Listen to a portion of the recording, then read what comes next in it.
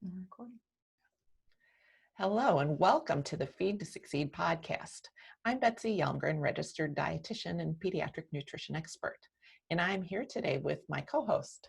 Hi, everyone. It's Jen Caracosta, family and consumer sciences teacher and culinary coach. And we have a special guest with us today, Dr. Sarah Connolly. Welcome. Hi, I'm Sarah Connolly. I'm an associate professor at DePaul University in the health sciences department and the biological sciences department. And I teach microbiology and I study viruses. I study herpes viruses, but these days I've been doing a lot of reading about SARS-CoV-2. Yeah, thanks for joining us today, Sarah.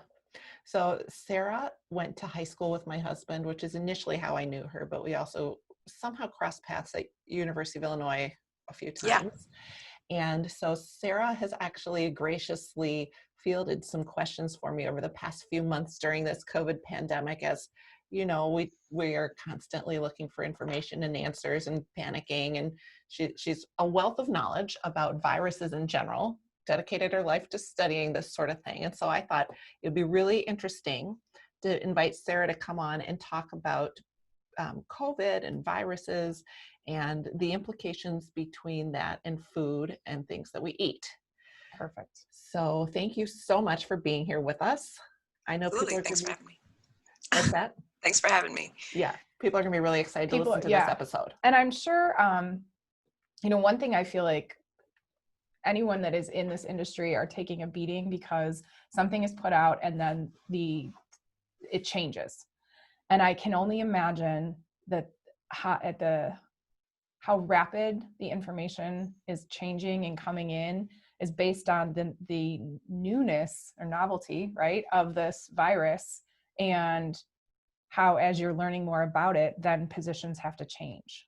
So can you talk a little bit about, even in your line of work, kind of how that happens? And that's absolutely true. And folks have been saying that this is a demonstration really of how science works, that like when you see, given that it's a new virus and the research is all new, when you see an opinion change, that's actually a sign that science is working the way it's supposed to, right? Somebody does a study, they get a result, someone else reads that result, does a different study, maybe gets a different result, and we revise what we think is happening. And the whole world is watching this in real time now with this pandemic.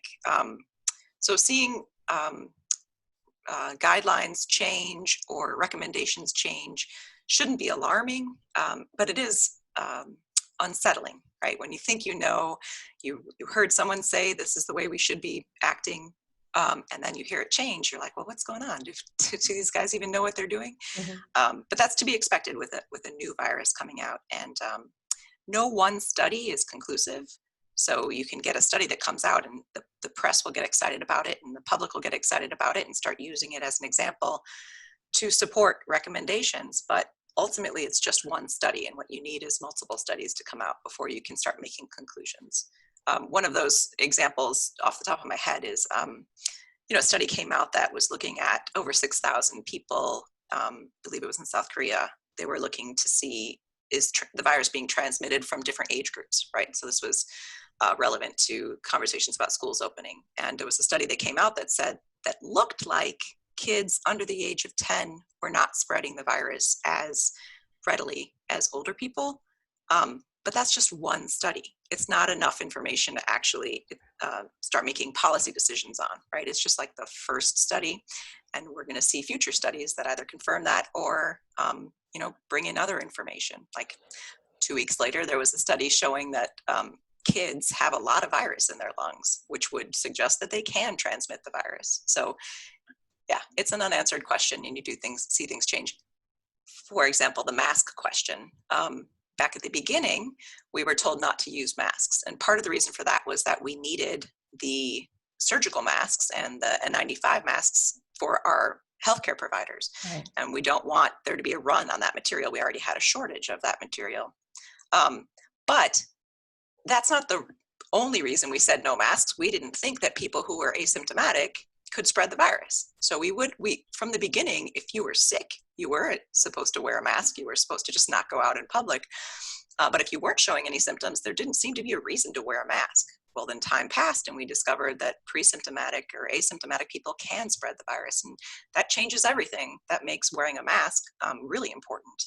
And I worry that this idea of changing whether or not we should wear masks makes people suspicious that there's some sort of conspiracy going on, or there's some sort of hiding of information. And I really don't think that's what's happening. I think it's an evolving situation because it's a new virus.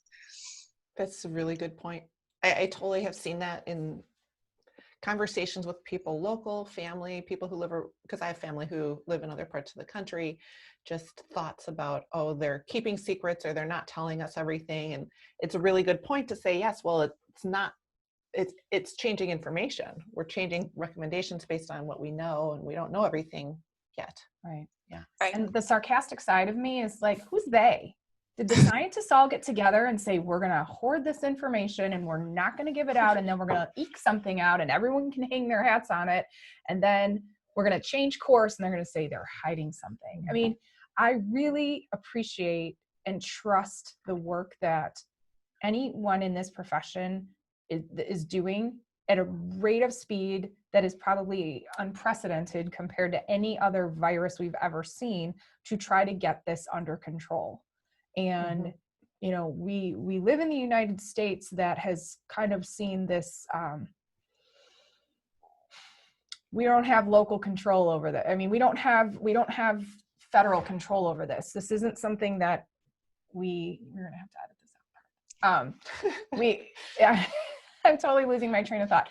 You know, when I see other countries and how they took kind of hold of the virus and what they did in their countries to make it happen, everyone seemed to just kind of fall in line. That's not here.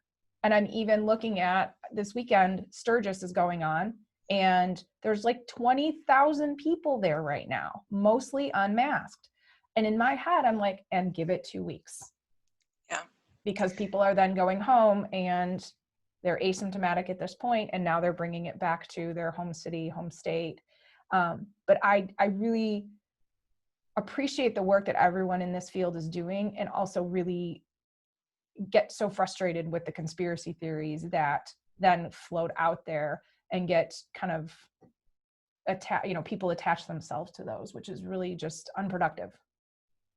Yeah, I fully agree with you. And I, appreciate the acknowledgement that, like, who are they? There is not, how could there be a coordinated effort of all of these scientists working at all these different institutions, academic as well as industrial? There cannot be a big conspiracy amongst all of those folks. There wouldn't be. And so the sort of the decentralized nature of our science in this country protects against that. Yeah, look how hard it is just to get a group of parents in one school district to agree on things. Exactly. Right. And understand kind of the nature of what is being asked, understanding. I mean, as a teacher, I think it should be very clear that anything that we did before March 12th is not going to be replicated in this school year, because it safely can't at this point. So that's a really good question. So jumping right in, like, I'm thinking about this, Sarah. So Jen teaches culinary arts at Nutria High School. And so she's going back, and if the students are in her classroom, and aside from just viral spread, they're wearing their masks, they're 6 feet apart, can they handle food in her classroom? Can they taste the food? Costco's pulled all the samples. I mean, what are your thoughts on that? I think when it comes, we were just going through questions of my son's school and whether it would open, and it really makes you see all the little things you never thought about, like details of how you get into the building, or, for example, could you taste the food in a class? I mean, each one of those questions has to be individually answered. And I would think, to individually answer that question, I think the kids could taste the food. You wouldn't want the mask off for very long, and you'd want to make sure there was hand sanitizing before and after. But I think it would be possible. But each and every one of those little details, like you said, it's not going to be normal like before. And each little thing has to be questioned and planned out. So that's interesting. So your thought goes to taking the mask off to taste the food. And I was thinking more about people are touching food and sharing food. And so the transmission between the touching and the sharing of the food is lower risk than the mask coming down for the bite. I guess I was picturing, since they're 6 feet apart, that they'd be preparing their own food. And they would. At this point, when we look at the makeup of the lab, and I'm talking very specifically about my own lab, that we would only have one student per lab station. So they would essentially be making their own food. So there would be no transfer between students. I guess also I have 8 sinks in my classroom. So there is absolutely no reason for not maintaining frequent hand washing and sanitary procedures in that way. But those logistics are something that when you break them down, whether it's an elementary school, middle school, high school, from the time a student walks in the building, the moves they make in a day to the time they leave now have to be calculated. And how you do that safely is something that is a puzzle everyone is trying to put together. So even when we're talking about schools and food, you're looking at the cafeterias. How are kids, I mean, knowing there are no bake sales this year, so let's just go ahead and put that out there. There's no bake sales, because what are you going to have, a bunch of open food and kids standing over it and then they take it back with them? I know cafeterias are looking at more grab and go options. They're not doing any food prepared to order because they need to maintain that safe social distance. But even thinking about, I have 2 kids that will be bringing a lunch to school. How is that going to be handled? And then also on the other side, how do then those teachers get a break to have lunch themselves? That's a great question. Instead of saying like, you are now in front of these kids for 6 hours at a time, 5 hours at a time, what have you, and you have no break in your day, which is just not even legally possible. So that's, There's so many things about this, so many levels that I haven't even thought through. Yeah. But let's talk a little bit. Why don't we talk a little bit? We can come back to schools, but let's talk a little bit about grocery stores, food, how we're buying food, and then even restaurants. Yeah, because the minute you said like they're going to bring in prepackaged food, my head goes immediately to there's so many hands along that path even. Sarah, from the farm to however, whether it's produce just getting shipped or it's something being packaged and boxed and then sent to a grocery store, then it getting put out on the shelves again, what are the biggest risk steps there? Do we need to worry about things like that? I think it's reasonable to take reasonable precautions, but to not go overboard, because this virus is spread mostly by people breathing on other people. So in most cases, you're going to get the virus by being close to, in the same room at the same time as somebody else who has the virus. So the groceries are not as much of a concern. That being said, that doesn't mean you can't take precautions. So the virus can survive on surfaces. There was a study that said that it could survive on cardboard for about a day, and then on plastic or steel non-porous surfaces like that, about 3 days. But that's not even, that number of 1 day versus 3 days, that's not even law, because if you think about how much virus was on the surface, what was the humidity in the room, what was the temperature in the room, those variables are also going to affect how long the virus can survive. But we're going to set 3 days as like the maximum time, or at least that's in my mind. Like after 3 days, if an item's been sitting there, there's not going to be any infectious virus on it. That's how I've been living my life. So when I've been getting packages, if I don't need the stuff inside that package right away, I just put it in the garage for 3 days. And then I don't have to even think about it. I can just work with it, open it up, move on with my life. So I would say if you have some groceries, if this is something that concerns you and you wanted to be sure the groceries were fine, the stuff that doesn't need to go in the fridge or in the freezer, you can just leave it out somewhere and just not touch it for 1 day if you want, 3 days if you want. I read an interview with Dr. Fauci, who I'm a big fan of, and that interview said that he was leaving his groceries for a day. So I don't think it's necessary. I think you're safe if you don't do it, but if it's something that concerns you, it's not hard to do either. Just leave your dry goods. Now then that leaves your stuff that needs to go in the fridge and the freezer. So when this first came down, I had been wiping it down with Lysol wipes because I wanted to feel safe. And I have a child, and the idea of him just opening the fridge and grabbing a yogurt, I didn't want to have to worry about that at all. And then I realized I do not have enough Lysol wipes to do that. Right. And those So are recently, Right. Yeah. You will get your Amazon order in January. Right. So I've recently been washing them down just with some water. Now, for fruits and vegetables, you never wanted to use Lysol wipes on those anyways. No. You didn't want to use any soap on those. So those were always I mean, even before pandemic, I washed them down with water. So I didn't change my behavior with produce. But just being completely honest, I have started washing down. Just a quick sort of rinse of the yogurt container that's plastic makes me feel better. That being said, I don't think that's what most people are doing, and I don't think you need to do that. Does water help? Water wouldn't kill the virus, Right. but it would wash it off the surface. Okay, like So- pressure, the physical rinse of Yeah, it. so I like Okay. the same way that you wash your produce. Maybe you use a special produce wash. I don't. I just use water and I like rub the fruit and then I move to the next piece of fruit. I've just been doing the same thing with my groceries.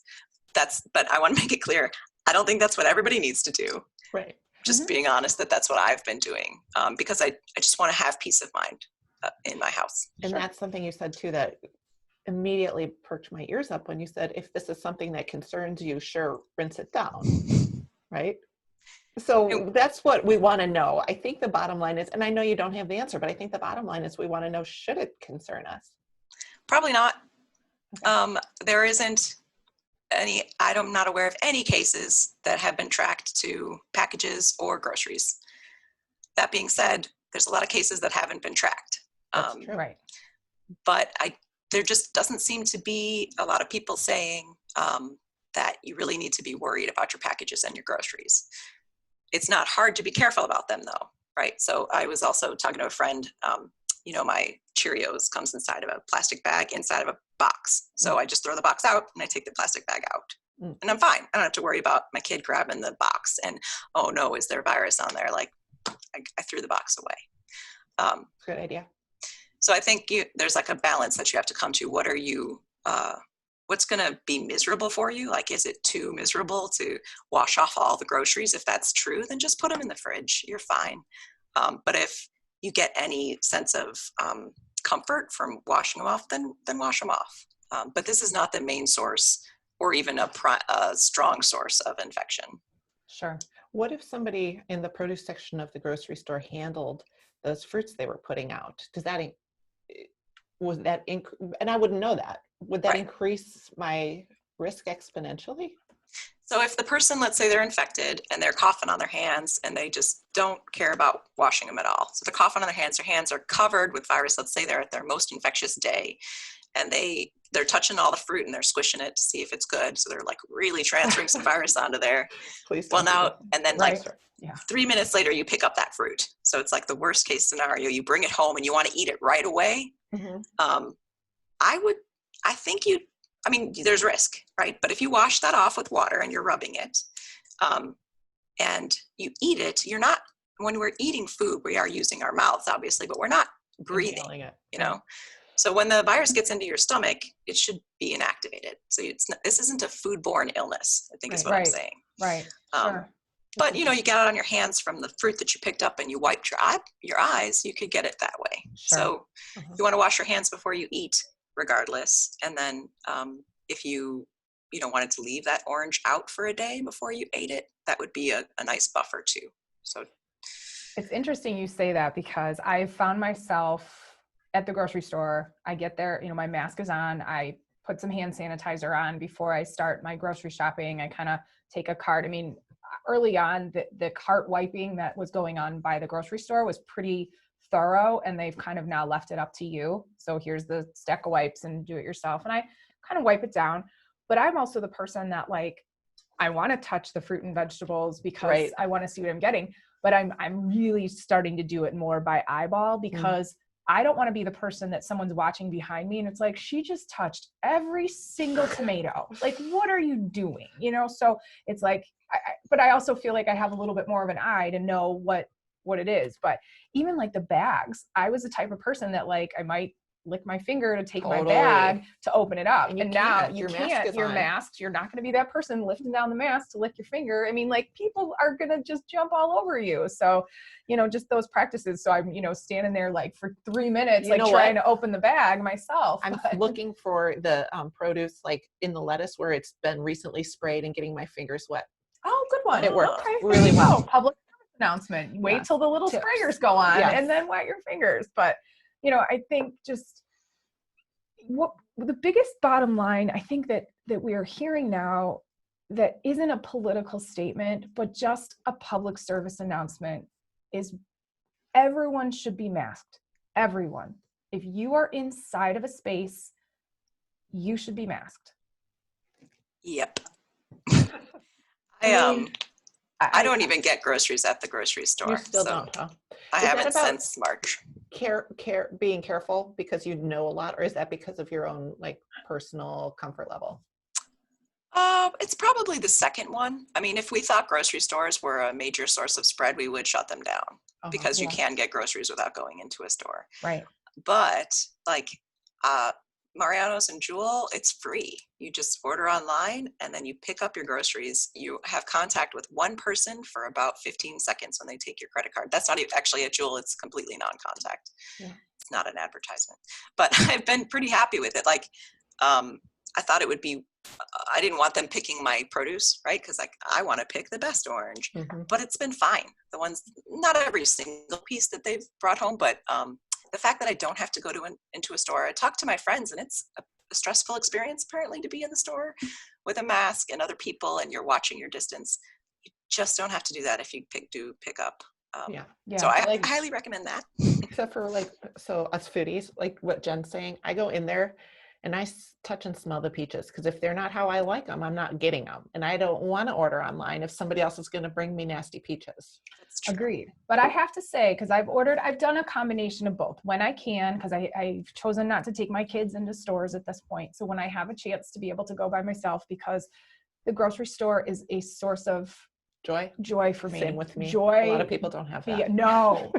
I mean, I could be a shopper because you would know if I shop for you, you would get the finest produce, right? We might want to think about that business. Now. Yeah, right. With all my free time. But I've actually been very impressed with what has been picked for me because I know I am putting that into someone else's hands, and even my 88-year-old grandma who has not left her place since March is telling me that she needs to go to the grocery store because she doesn't like somebody else picking her produce. And I basically very politely told her to get over it because she is not going to the grocery store for a variety of reasons, but you have to kind of weigh those options. So when I don't have a choice and my kids are with me, we're not going to go spend some time at the grocery store because I know they're going to touch everything. They're going to be all over the place. And it just actually pulls my focus from getting in and getting out and being able to just kind of lessen that time that we're there. Yeah. So let's talk a little bit about restaurants. Yeah. Please. So Sarah, have you ordered food for delivery? So we've done some takeout, and we've done hot foods are safest. So like when we do takeout from a pizza place, I feel really confident. I bring it home, I throw out the packaging, wash my hands, and then we eat the hot foods. We've also done burgers, which means that there's a bun that's not been heated to the point where it would kill the virus. And I'm okay with that. So what we've done is we go pick up the takeout. If I can, I pay by credit card over the phone so that there's really not a lot of contact. Because again, it's breathing someone else's breath that's most likely going to be what makes somebody get sick. Right. Then we bring it home and throw away the packaging, wash our hands, wash surfaces that the packaging was touching. And then we just eat our food. And so the question earlier, you were saying like someone's preparing that food. What if they're infected? Yeah. Well, and I'm not an expert on restaurant sanitation, but there is supposed to be sanitation in the kitchen even before the pandemic, right? Yep. So you just have to trust that those practices are being maintained in the kitchen, that the people are washing their hands before they cook the food and they're not sneezing and coughing on the food. Right. I think that lots of restaurants now are having masks in the kitchen. Actually, probably in Chicago, it would be all of them because you have coworkers, so you got to be wearing a mask. So if a person is masked and their hands are washed and they're making my food, I'm perfectly happy to eat that food. Mm-hmm. So I actually, I have my sanitation certification through the Illinois Restaurant Association. So I am a licensed food service manager. So that course is actually very, very helpful and interesting. And we have our students take it. So they have their food handler's license. So they could go into any food service organization and they would have that license, because in Cook County, as of January 2020, anyone working in food had to have this license, from grocery store to delivery and anyone working with food. So kind of understanding those protocols is something that's really good. But then obviously what else has changed at this point? So I will give you an example. Yesterday I ordered sushi because I just had such a taste for it. So I ordered it online. I paid by credit card. I walked in to go get it. Masked. They have all the plexiglass up. They've got that. But when I'm looking back at this open air sushi station, they have quite a few employees back there because they've got a ton of orders to keep up with. All the employees were masked. All of them were gloved because I'm like, looking over the plexiglass to see. So from that stance, I'm like, I understand I'm eating cold food handled by someone else. They're in gloves. They have to change their gloves frequently. That's by law. You're hoping that the Department of Public Health, I know they're busy, but they need to be making sure, especially as restaurants are opening, that they're coming in to do these drop-in sessions because they can come in unannounced at any time. Mm-hmm. That was fine. Then I look over to my right and the bartender took his mask down and he's got his mask at his chin. And I was panicking. And I'm like, what is he doing? He is behind a bar. I didn't see him prepare a drink. He was kind of wiping something down, but I was like, you are not setting a good precedent for the people that are buying food and drinks from you at this point. And I got my food. Oh, actually they said, it's not ready. Do you want to go to your car and we will bring it to you? And I said, yes. And it was probably a good time for me to get out because I was starting to feel like I was going to become the mask police. And I just was really disappointed because everyone needs to be on board with this. And he was not anywhere near food, but he's near a drink, So two questions following up. Yeah. Well, one's a comment, but one's a question. Should we be worried about that bartender serving us a drink? That's question one. Yeah. And then two is a comment that I see all over Facebook groups, mom groups, whatever, these people talking about it. Experiences like you're saying, like they went through the drive-through, they didn't wear the mask, they made a comment to the person in the drive-through person got mad. This is a huge amount of trust we have to place in other people, and that's just a comment. But going back, my question was, should we be worried about this bartender? I think if you want to it's risky. Like getting food that you didn't prepare yourself is riskier than just making it yourself. Yep. So you're accepting that risk. And then the question is, well, how much of a risk is it? Mm-hmm. And we don't have any numbers to attach to that. Mm-hmm. I think it's a low enough risk that you're okay to do it. But it does cross my mind when we were choosing where to get food from. It took me a long while before I accepted that we would get some takeout. And we still haven't gone for all cold food yet. We've just done the burgers. Sure. I was going to say, should we be concerned about that bartender? Yeah. I mean, if he's taking his mask down, he's probably taking it down. Possibly he's taking it down a lot. And a person who is less diligent with their mask might be less diligent with social distancing. And maybe they have a higher chance that they are infected. On the flip side, maybe he just needed a breath. Like he just needed to take a breath. Could have been a one-time thing. Right. So yeah, you're right. There is some trust that has to be placed, and you can't see what's happening in that kitchen. So you just have to accept that and say that they have policies in place that should make the food safe. Right. And it's interesting. I mean, I am not going to be the person that's going to get on the mommy blog and shame this restaurant because by and large, I saw safe practices. Everyone, I mean, I was not happy about the bartender, but everyone else was masked. As I said, all their chefs, sous chefs, they were all gloved. There were a lot of protocols that were being put in place. But I appreciate that you're saying you have to decide what level of risk you are going to accept. And the shaming of one person versus another is actually making a lot of this worse because you don't know people's circumstances in terms of what risk they're willing to accept versus someone else.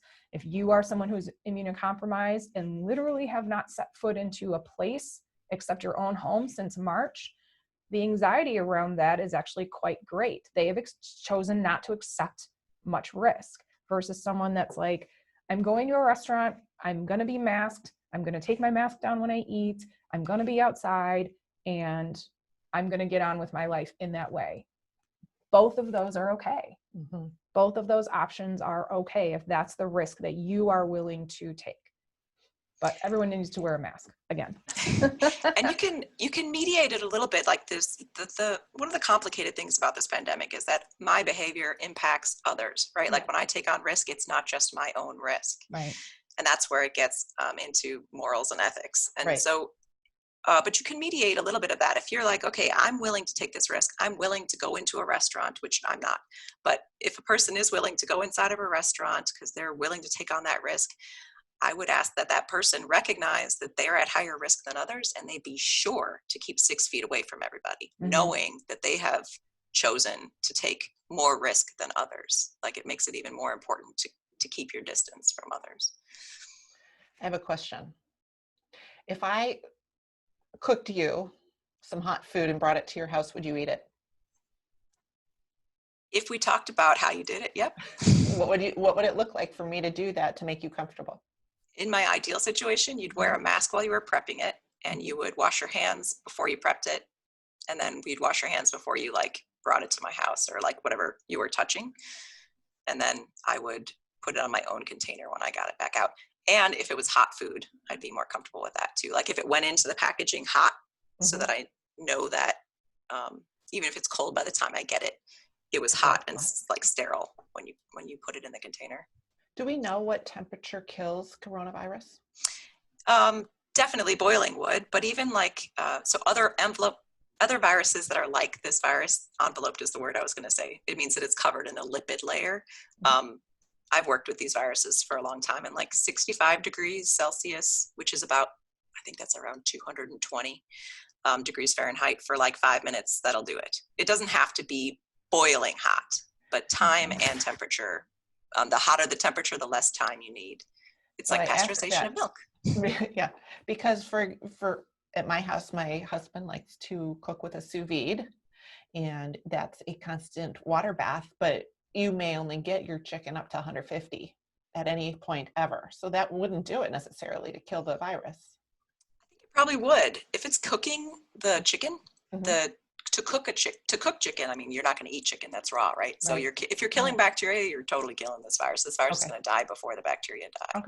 Okay. That's good to know. It is good to know. So like this evening, I'm going over to some friends' backyard, and they said, let's order some food. It's safer than if I cook for you. So you would say, yes, that's probably true, unless that person was gloved and masked and super careful. Yeah, I mean, I would be okay, as I described, if you cooked me some food.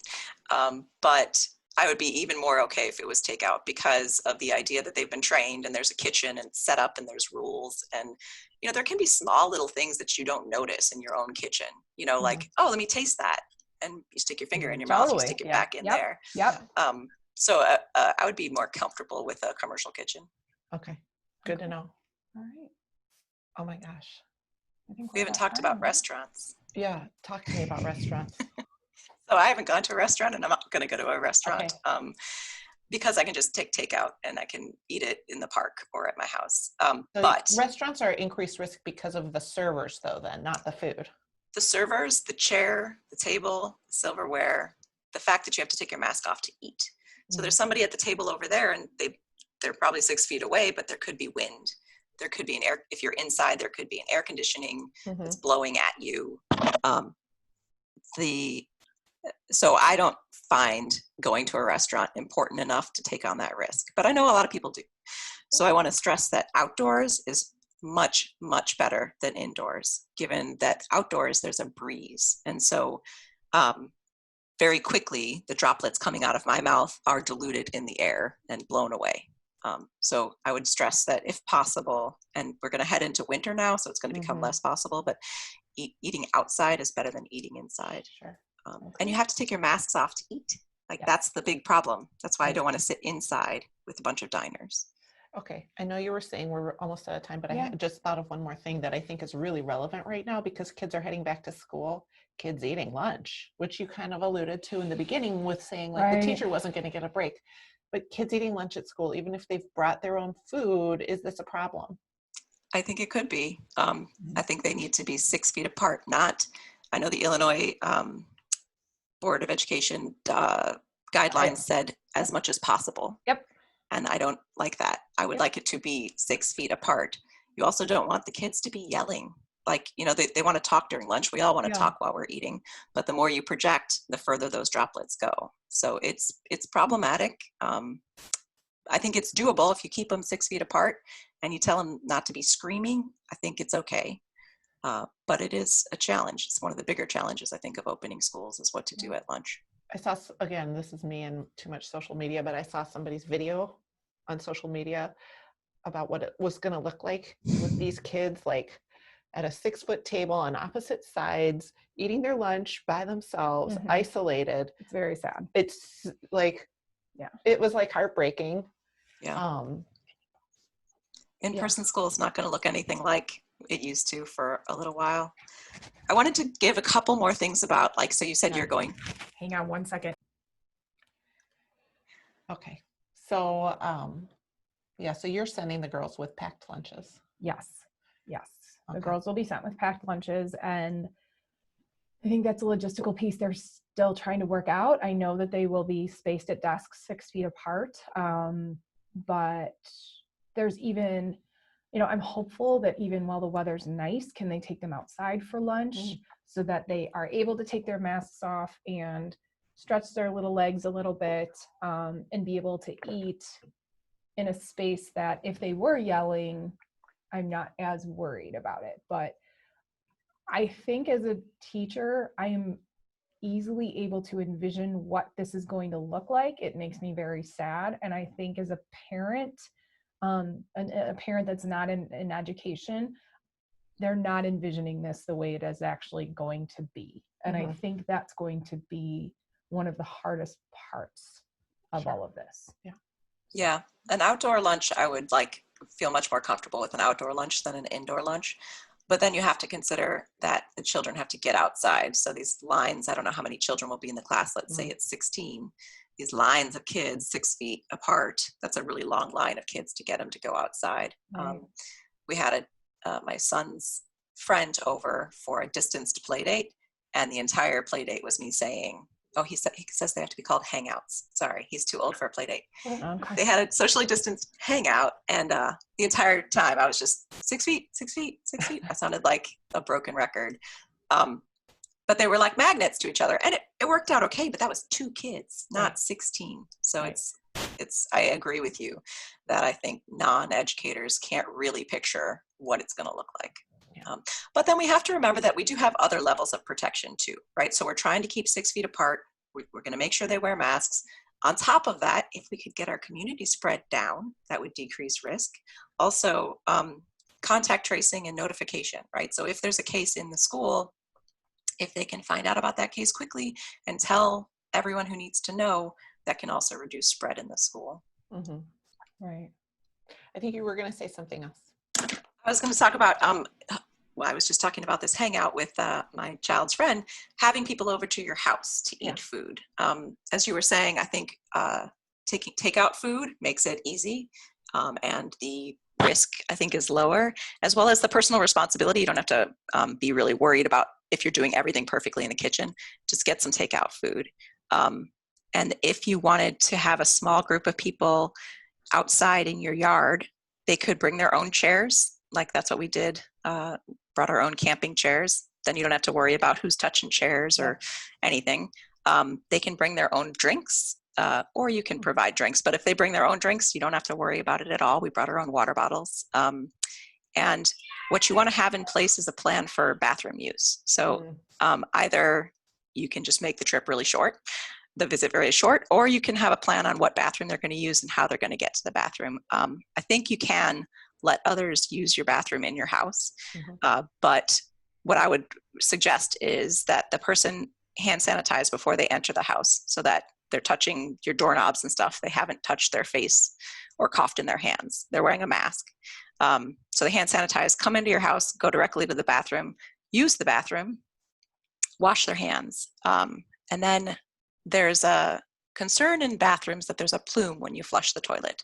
This virus is present in stool. And probably it's infectious from stool too, even though that's not how this virus, it's not a spread that way. Exactly. But there is a concern that when you flush the toilet, you could be releasing virus into the air. So my recommendation for that would be to close the toilet and then just hold your breath for a second, flush the toilet and leave the room before you breathe. Interesting. And then as you leave the house, then you hand sanitize as you've left the house, because you've been touching the doorknobs. You got to think about this two-way depositing of virus. You could be putting it on the doorknob, or the doorknob could be putting it on you. So you just hand sanitize throughout. I have this hand sanitizer that I bought from one of the distilleries, and it's a spray. It's so convenient. Like, I can just hold in one hand the spray bottle, and then my other hand can touch all the surfaces. And so whenever I need to, I just spray my hand, and I feel very safe, and I feel like it's really convenient. That's cool. That's really cool. But you want to have that plan like in place before it's an emergency and your child's like, I have to use the bathroom, and you don't know where you're supposed to go. Sure. That's one of the reasons my kids have been asking to go to a restaurant, even to sit outside, and they love public bathrooms.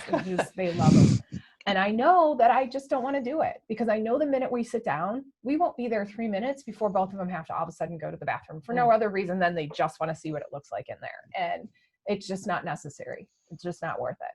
I also put in some paper. I put paper napkins in if I know I'm going to have some people over that might need to use the bathroom, instead of having like a communal towel. And my 7-year-old came to tell me that someone had used some of the paper napkins because she saw them in the garbage can. And I was like, that's their intended use. Like, you don't need to be the napkin police, but thank you. So, just if someone felt safer, taking that napkin and then kind of using that for surfaces as well. That's a good idea. I mean, just something. That is a good idea. Good job. Well, Sarah, anything else you think our listeners might want to know and that pertains to COVID and food and eating? I think mostly to remember that the virus is spread through breath, it's a respiratory virus. And really that's where you should be focusing your effort. Keeping on that hangout, keeping those two kids 6 feet apart, which is really hard to do. So I think focusing most of your efforts on not breathing other people's breath. And then with the food, just being like rational, and then doing what you can, but not driving yourself crazy over it. And if you are going to feel really uncomfortable, then just make your own food. Like, don't get takeout, don't go to dining, have a hangout with friends that doesn't involve food. But I think you can be safe with food. This has really been helpful and interesting. Thank you. Thank you so much for your time. Like I said, I know that this is what you're probably living 24/7 between your work and then just living your own life. So we really appreciate your time today. Yeah, it was nice to be here. Yeah. All right. Well, if you've been listening to our podcast, you've been listening to the Feed to Succeed podcast. And if you would like other people to be able to find it, please like it and share it and leave us a rating. That helps people to find this podcast based on what they're searching for. Absolutely. And also the Feed to Succeed website, feedtosucceed.com, is live and beautiful and so wonderful for us, resources for information. So please go there. And then also follow us on our social media sites, Facebook, Instagram, and Twitter. All right. Thanks, Sarah. Thank you. Bye-bye. Bye.